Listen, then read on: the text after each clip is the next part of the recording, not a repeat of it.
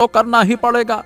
पहले हमने सोचा था कि सिर्फ विष्णु ही गायब हुआ है, लेकिन इन कुछ दिनों में हमारे गांव के आधे से ज्यादा मर्द गायब हो गए हैं। बताइए भला।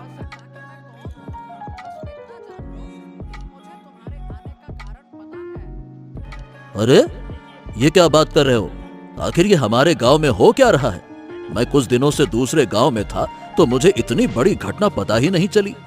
वही तो मुखिया जी, इसीलिए तो मैं आपको बताने आया हूँ। जल्दी चलिए चौपाल पे चल, और हमें कुछ न कुछ फैसला लेना होगा। हाँ हाँ हाँ हाँ, ठीक है, चलो चलते हैं। आज ही गांव के चौपाल पे चलते हैं और इस बात पर हम फैसला लेते हैं। चलो। फिर सभी गांव के चौपाल पर आ जाते हैं। हाँ तो सुनो सुनो सुनो सुनो भाई, सभी गांव वालों ध्यान से सुनो। हमारे गांव में जितने भी मर्द रहस्यमयी तरीके से गायब हो रहे हैं, और जो कोई भी इस रहेगा, मैं उसे ढेर सारा इनाम दूंगा। है कोई? ए रघु, ये तो कोई बड़ा रहस्य है। क्या कहता है? हमें इसका पता लगाना चाहिए। अरे अरे अरे, कैसी बातें कर रहा है रामू? हम अपनी जान जोखिम में क्यों डालें? नहीं तो अरे पूरे गांव में और भी लोग हैं, पर वो सब जाने के लिए तैयार नहीं हैं। तो फिर हमको कौन सी आग लगी है कि हम जाएं? नहीं तो। अरे देख रघु, हम सब इसी तरह से एक दूसरे पर इल्जाम लगाते रहे तो हम कभी भी इस रहस्य को समझ ही नहीं सकते। खैर, मैं जरूर इस रहस्य को सुलझाने जाऊंगा, तू चिंता मत कर। फिर रामू भीड़ से आगे बढ़ता है। मुखिया जी, मैं इस रहस्य को सुलझाऊंगा। बाकी के गांव के जितने लोग भी गायब हैं, उन सबको मैं वापस लेकर आऊंगा। ये हुई ना बात। कोई तो मर्द का बच्चा है जो सामने आया। ठीक है रामू, तू इस रहस्य को सुलझा दे बेटा। पता नहीं आजकल हो क्या रहा है हमारे गांव में, मुझे तो बहुत ही फिक्र हो रही है। ठीक है बेटा, ठीक है। फिर रामू गांव से निकलता है और घने जंगल में जाता है। आखिर वो लोग कहां से गायब हुए, ये तो मुझे पता नहीं है, और मैं इसका पता लगाऊं तो लगाऊं कैसे? तभी साधु महाराज आते हैं। हरिओम हरिओम हरिओम। तू कहाँ जा रहा है बेटा? मौत को ढूंढने? हैं? ऐसा क्यों कह रहे हैं साधु महाराज? दरअसल बात यह है कि मैं उन सभी गांव वालों को आजाद करना चाहता हूँ। महाराज, आप कृपया करके मदद कीजिए और ये तो बताइए कि वो सब गायब कहाँ हुए हैं। मैं इन सबको वापस लाना चाहता हूँ। ओहो, सोच लो, इसमें तुम्हारी जान भी जा सकती है। ठीक है महाराज, मैं पहले ही सोच कर आया हूँ।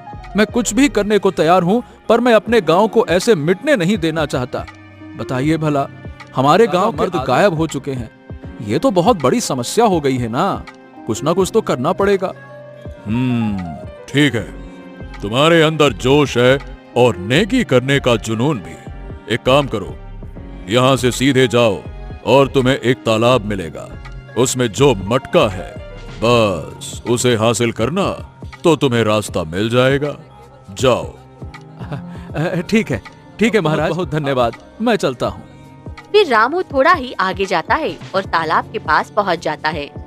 कहाँ है मटका? कहाँ? अरे ये रहा, तालाब के बीचों बीच धन से भरा हुआ मटका।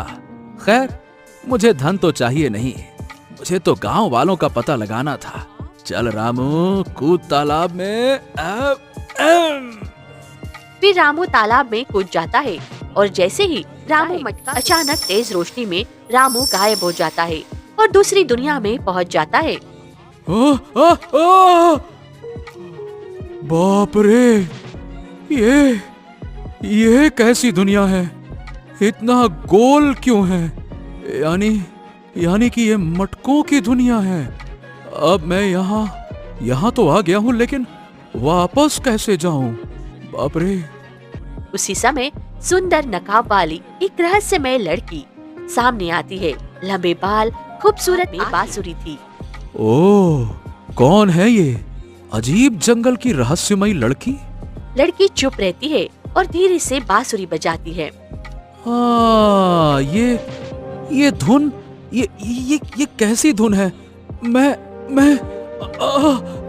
मैं इसके पीछे पीछे क्यों जा रहा हूँ? मेरे कदम मेरे कदम मेरे बस में नहीं है, रुक जाओ। अरे रे, ये क्या चक्कर है? लड़की